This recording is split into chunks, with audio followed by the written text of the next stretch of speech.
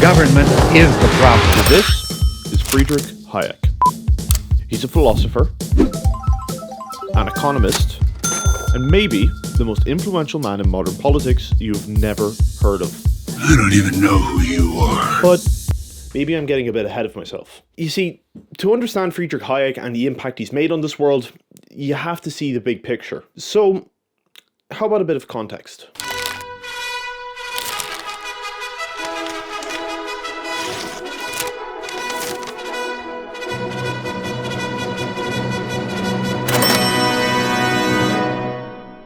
The world was undergoing one of the biggest overturns in popular culture, an era known as the Enlightenment.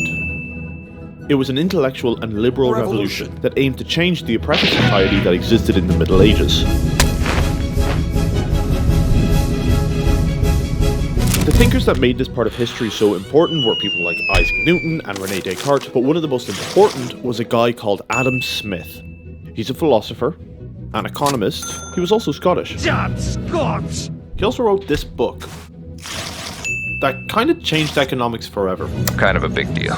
Smith changed economics the way Darwin changed biology, or like how Kanye changed the reason for my existence. The book was so popular because it very clearly defined a very important political movement, the free markets. Which went sort of like this. The free markets work best if they're left to follow their own natural instincts. You smell that? What is that? I smell money. Okay. But only if the government doesn't interfere into their businesses. So if left alone, businesses will naturally compete with each other for customer interest, creating a national flow of money, which is also known as an economy. The longest economic expansion in history. The key ingredient here is for the government to stay out of the market. If the state gets involved by imposing things like laws or regulations, things get muddled for the market and the economy suffers. And this is the economic model we have today, an ideology known as classical liberalism.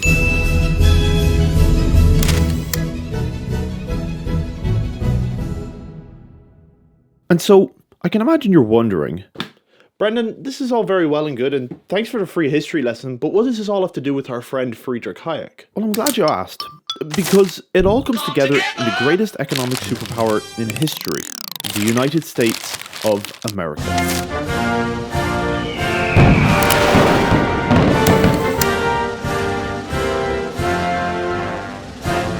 By this point in history, Smith's theory of a free market had become the most popular system of economics in the world, and nowhere was this clearer than in the United States.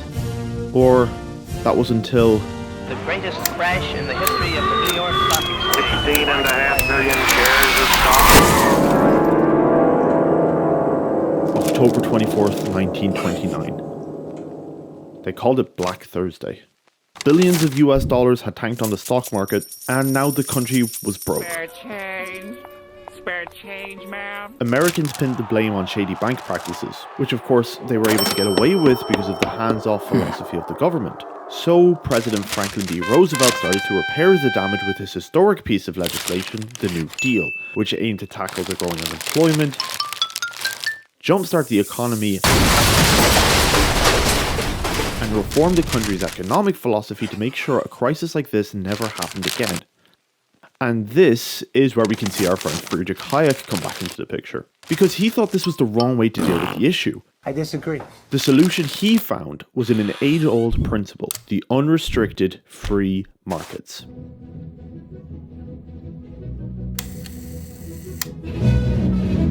To Hayek, the New Deal type of reform didn't make economic sense.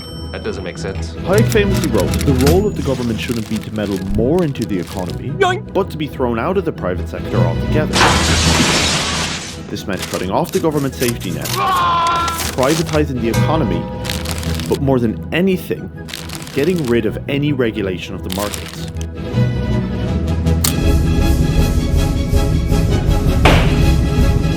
The market is ingenious without having been designed. This was a modernized update of classical liberalism, and so Hayek's ideas are what we now call neoliberalism.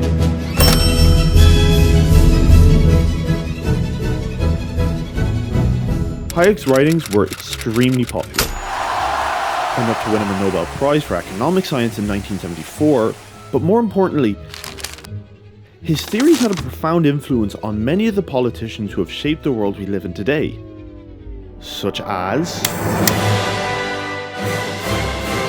British Prime Minister Margaret Thatcher. It is the political system which enhances the enterprise of the people which will deal with this poverty. And Hollywood star turned Commander-in-Chief, Ronald Reagan. Starring Ronald Reagan as Frame Johnson. But man is not free unless government is limited.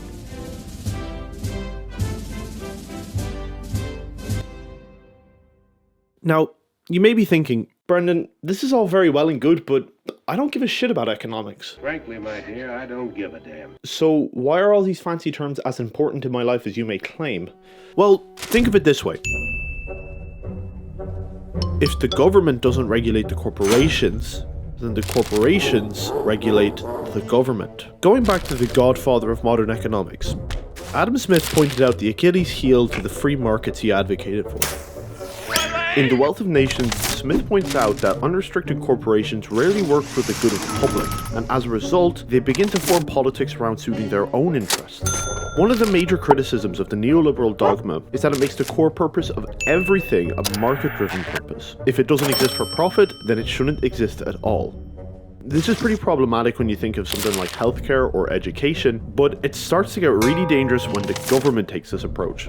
It takes the focus of the government off of the citizen-oriented democracy and onto keeping the profit-hungry corporate machine chugging.